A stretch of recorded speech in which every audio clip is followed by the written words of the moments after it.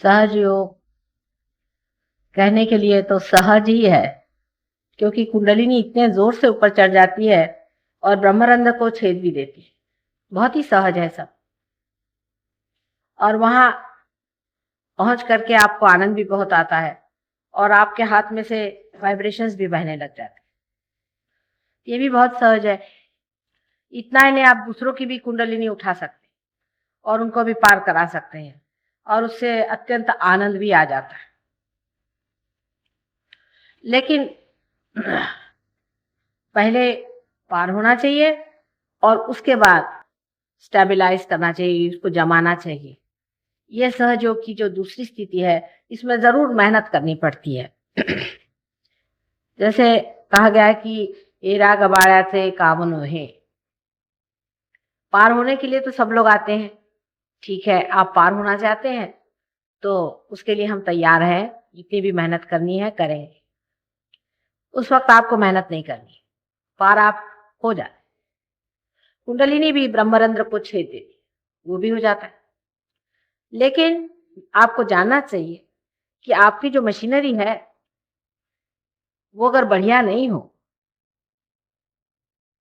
तो फिर उस मशीनरी को भी तो ठीक करना पड़ेगा। मोटर तो स्टार्ट कर दी, लेकिन उस मशीनरी को भी ठीक करना पड़ता है। अब जब मशीन आदि सब बातें हम कहते हैं तो लोग उसको सब बुद्धि के स्तर पे जांचते हैं। सहयोग में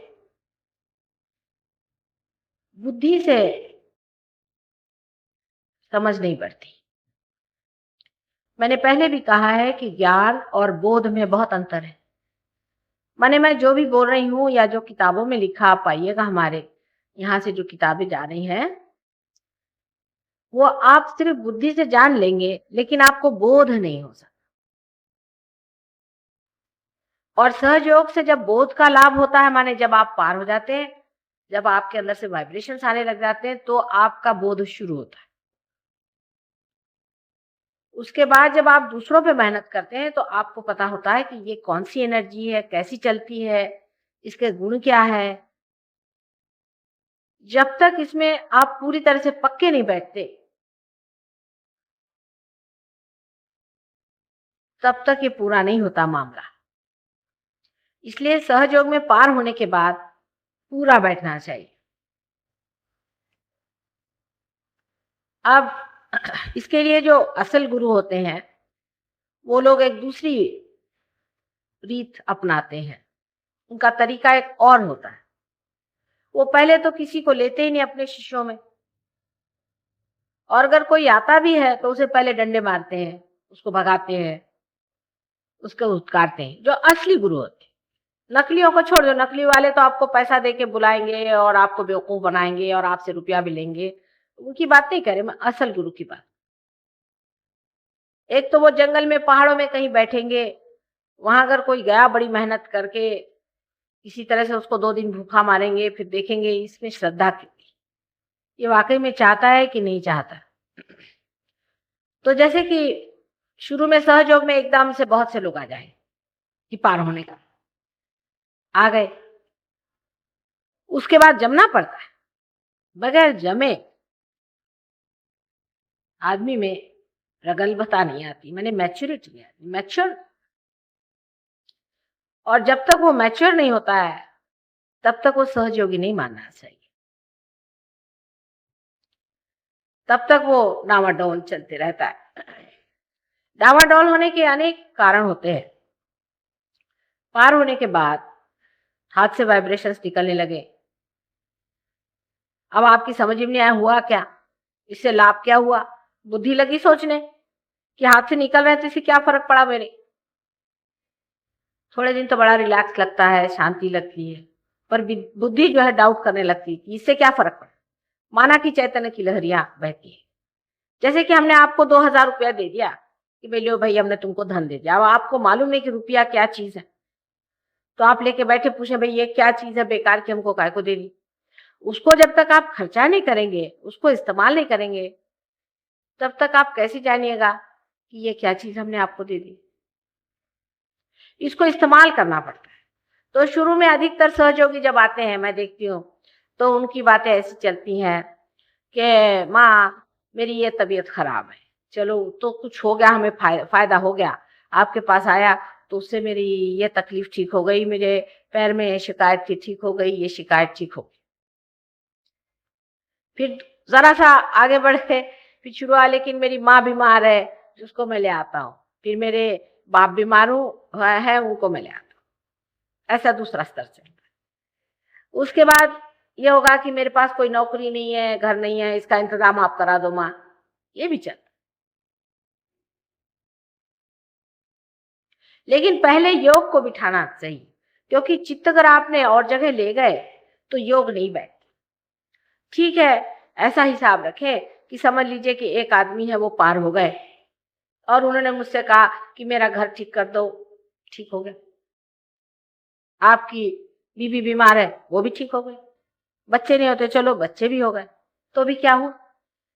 किसके पास घर नहीं है, किसके पास बच्चे नहीं है, किसके पास आराम नहीं है? बहुतों के पास में है।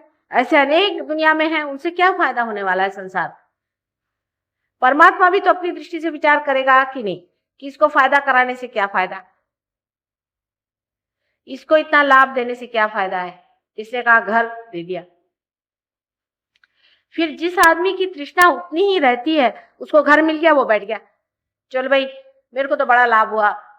हमारे फोटो, आपको विश्वास होगा, इस बंबई शहर में कम से कम 10,000 पूजे जाते हैं, कम से कम 10,000 घरों में पूजे जाते हैं मेरे फोटो इस बंबई शहर, कम से कम। ज्यादा होंगे तो पता नहीं, ये लोग तो बोलते हैं कि 20,000 करीबन बिके, लेकिन कम से कम पूजे जाते हैं 10,000। अलग अलग सेंटर्स पे काफी अच्छे लोग तैयार भी हुए, लेकिन इन 10,000 में से कम मेरे ख्याल से 70% लोग यही होंगे कि सुबह से शाम मेरे फोटो के आगे आकर के माँ मेरे बेटे को ठीक कर दे, तो मेरे भाई को ठीक कर दे, वो कर दे, वो कर दे, ये चलता है। पहले अपने योग को जमा लो। मैं कहती चलो 2 साल अपनी स्थगित करो बात, और 2 साल में आप लोग अपने योग जमा लो। पक्के इसमें उतर करके, जब योग में आप उतर करके इसको मास्टर कर लोगे, तब फिर सब चीजें सीधी चलती हैं।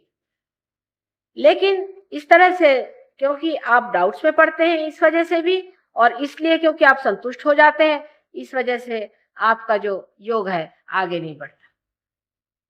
जब तक हम हैं तब तक जितना भी अपना योग बनाना है वो बना लेना चाहिए, क्योंकि बाकी तो बनाने वाले सब हैं ही दुनिया में, योगी बनाने वाले कम है। मतलब इसमें कच्चा आदमी नहीं चलता, इसमें पक्का होना। अब उसमें आपको करने का क्या है? कोई तलवार लेकर के, मैं नहीं कह रही कि आप कोई रणांगण में लड़ाई करने जाओ, कुछ नहीं। रुपया पैसा खर्चा करने को भी मैं नहीं कह रही, कि ये भी नहीं कह रही हूँ कि दुनियादारी छोड़ना है, घर द्वार छोड़ना है, कुछ भी नहीं। पर अपने ही अंदर का योग जो है उसको साध्य करना है अपनी ओर दृष्टि करके। और दूसरा उसका एक और तरीका ये है कि आपको ये सामूहिक जो होता है प्रोग्राम, चाहे यहाँ हो चाहे आपके पास में हो, वहां 1 हफ्ते में 1 बार आप आइए, क्योंकि वहां हमारी स्थिति होती, वहां हम होते। जितने भी लोग आज सहयोग में ऊंचे उठ गए हैं और बहुत ही ऊंची दशा में हैं, हालांकि कपड़े आप ही जैसे पहनते हैं, कोई विशेष नहीं है, उनकी शक्ल देखने से आप नहीं कह सकते कि ये योगी लोग हैं। हाँ, मुंह पे तेज है उनके, शांति है, संतोष है, आनंद है। वो अगर हाथ उठाते हैं तो उस हाथ से वाइब्रेशंस बहते हैं, ये बात सही। लेकिन इन्होंने अपने को जमाया, फिर उसमें कॉम्प्रोमाइजेस नहीं होते। जहां से कॉम्प्रोमाइजेस शुरू हो गए तो गड़बड़ हो जाता है। डावाडोल आदमी सहयोग में नहीं चलता है, और इसीलिए सहयोग में जो आप देखते हैं कि बहुत ज्यादा लोग नहीं हो सकते, क्योंकि इसमें बड़े पक्के खरे लोग होना पड़ते। अधिकतर आजकल जैसे गुरुओं की दुकानें निकली है, तो उसमें तो यह है कि गए भाई, आपने अपनी पर्स आगे कर दी, काम खत्म, आप एनरोल हो गए, आप उनकी माला पहन के दुनिया भर में घूमो और सबसे बताओ ये फलाने मेरे गुरु, या किसी ने कान में कह दिया तुम्हारे नाम से ये मंत्र हो गए। आज ही अभी एक बता रही थी मुझसे कि उनके घर में एक, उनकी बहन गई एक गुरु के पास में, उसने मंत्र ले लिया, सारा घर जाके उनका मंत्र, उनकी बहन को भी हार्ट अटैक आया, दूसरी बहन को भी हार्ट अटैक आया, भाई को भी हार्ट अटैक आया, उसके बच्चों को भी हार्ट अटैक आया, सबको हार्ट अटैक आ रहा। तो उससे पूछा कि भाई गुरु से कहो ना, गुरु से मेरे पास आए कोई उनमें से, तो मैंने कहा कि तुम जाके तुम्हारे गुरु से कहो कि तुम्हारे कम से कम हार्ट तो ठीक रखो। मैं तो जिनको हार्ट अटैक आती हूँ उनका हार्ट ठीक करती हूँ, इनके पास जो जाता है अच्छा भला वो हार्ट अटैक लेके आता है। तो उससे बोलो कि भाई कम से कम हमारा हार्ट तो ठीक रखो। तो वो बोलते हैं कि देखिए ये आपके पूर्व जन्म के भोग है, ये आपको भोगने ही पड़ेंगे। तो इस गुरु को काहे को पाल के रखा है, इसका क्या अचार डालने का है? उसके पास लाखों के लाखों रुपया जा रहे हैं, कम से कम इससे अपना हार्ट तो ठीक करा लो। उसको तो परवाह भी नहीं कि कोई मरे चाहे जिए, वो अपने 7 मंजिल पे बैठता है, सब जाए वहां पहले सेवा होती है, एक बड़ी बड़ी पेटियां रखी रहे उसमें पैसा डालो। लेकिन ऐसे आदमी के यहाँ हजारों हजारों आदमी करोड़ों रुपया ऐसे लोग इकट्ठा करते। आप अगर उनमें से एक हैं तो आपके लिए रास्ता ठीक है, आप अपनी पर्स ठीक करके वहां चले गए। मेरे पास आना है तो सच्चे दिल से आना होगा, और सच्चाई को ढूंढने के लिए आप आए हैं, तभी आप पाएंगे। मैं कोई आपसे कोई भी चीज नहीं मांगती, मैं देने के लिए बैठी हूं, अगर आप लेना चाहते हैं तो ले। दूसरे सहयोग में कुछ साधारण नियम आ जाते हैं जब आप पार हो जाते हैं तब। उससे पहले कोई भी नियम हम आपसे नहीं कहेंगे कि ये नहीं करो वो नहीं करो, वो होते जाता है, अपने आप को नियम बनते जाते हैं। धर्म आपके पेट में जागरूक होते ही आप स्वयं ही धार्मिक हो जाते हैं। आपको वो चीजें अच्छी नहीं लगती जो अधार्मिक है, अपने आप आपको पता होता। कोई ऐसा वैसा आदमी आपके साथ में बैठ जाए तो आपको समझ में आएगा। और ये बड़ा क्षमा का सागर है, सहयोग बहुत ही क्षमा का सागर है।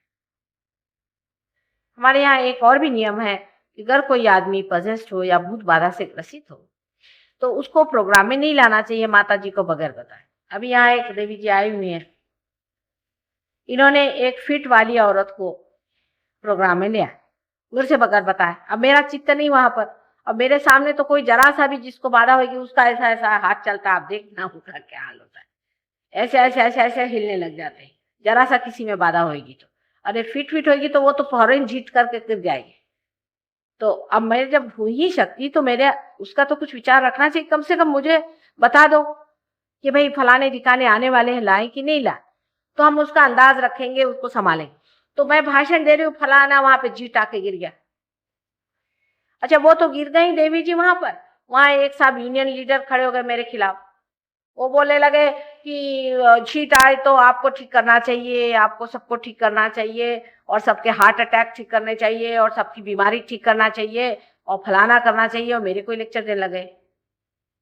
मैंने कहा मेरे को तो सब करना चाहिए, और तुमको क्या करना चाहिए? शराब पीना चाहिए, मारामारी करना चाहिए, दंगा मस्ती करनी चाहिए, और चोरी करना चाहिए, और उसके बाद मेरे पास आकर के अपनी बीमारियां ठीक करना चाहिए।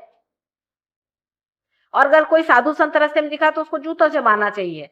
उससे नहीं बना तो उसको फिर तुम जहर दो, जहर से भी नहीं बना तो उसको क्रूस पे लाद दो, और उसके बाद तुमको बड़ी क्षमाशील माता जी, बहुत ही क्षमाशील। कोई चीज का कहीं अंदाज भी होना चाहिए। हमारे लिए तो सारे ही नियम बन जाते हैं, माता जी को ऐसा नहीं करना चाहिए था। आपको क्या नहीं करना चाहिए था उसका आपने कभी विचार किया है? जब आपने इसका विचार ही नहीं किया तो हमको थोड़ा सा वो विचार आपसे बताना होता है। धीरे धीरे आप सहयोग में जमते जाते, सहयोग में बिल्कुल सच्चाई पे चीज चलती। जैसे कि आपके गुरु हैं, कोई एक गुरु हैं आप, अब अगर सच्चे गुरु नहीं है तो हम नहीं मान सकते कि वो हैं। आप चाहे उनको सराखों पे रखो, हम यही कहेंगे कि बेटे वो सच्चे नहीं है। और अगर तुमको उसको पकड़ के रखना है तो हम कुछ नहीं कर। सच्चे हैं तो हमारे सराखों पे हैं। सच्चे और झूठे गुरु तो होते ही हैं कि नहीं होते? हर एक जो अपने को गुरु घंटाल बन के घूमता है जरूरी नहीं कि गुरु हो। बहुत से लोग जेल से छूटते उसके बाद कफनी वस्त्र पहन के घूमते हैं, क्योंकि उनकी और कोई जगह नहीं रहती। जितने भी कैदी होते हैं जब जेल से निकलते हैं तो कफनी लेके चलते, नहीं तो उनका बचाव क्या है? कोई समाज में तो उनको स्थान नहीं। तो उस वक्त में अगर हम कहें कि वो गुरु ठीक नहीं है, और आप कहें नहीं वो तो बाबा है, उन्होंने हमारे साथ ये किया वो किया, उन्होंने हमको ये दिया, सब भूला हुआ है। अगर वो सच्चे नहीं है, उन्होंने कुछ भी किया हमारे लिए, वो झूठे हैं, सो झूठे। तो आप दोनों चीज को तो मान नहीं सकते। अभी इधर एक गुलाब बाबा करके निकले हुए ना, उनको आप मेरी बस अपना नाम ही बता तो उनकी हुलिया टाइट हो जाए। वो महाशय यहाँ पर एक हमारे शिपिंग कॉर्पोरेशन में एक पर्सर साहब थे, उनके पिताजी यहाँ नौकरी करते। उनको यहाँ कुछ ऐसे थे, वो कोई कोई लड़के खराब जाते वैसे आदमी थे, तो उनको शिपिंग कॉर्पोरेशन में लगा दिया। चलो भाई कुछ तो करो। जब वो वहां से छूट के आए तो उन्होंने, उनके बाप मर गए तो उनका सब घर बेच दिया, बीवी को उसके जेवर बेच दिए और माँ के सब जेवर बेच दिया और वो भाग गए, लापता हो गए। अब वो माँ बेचारी रोती हुई है, अब क्या करें, हमारा घर भी चला गया, हम कहाँ जाए, बच्चे हैं उसके।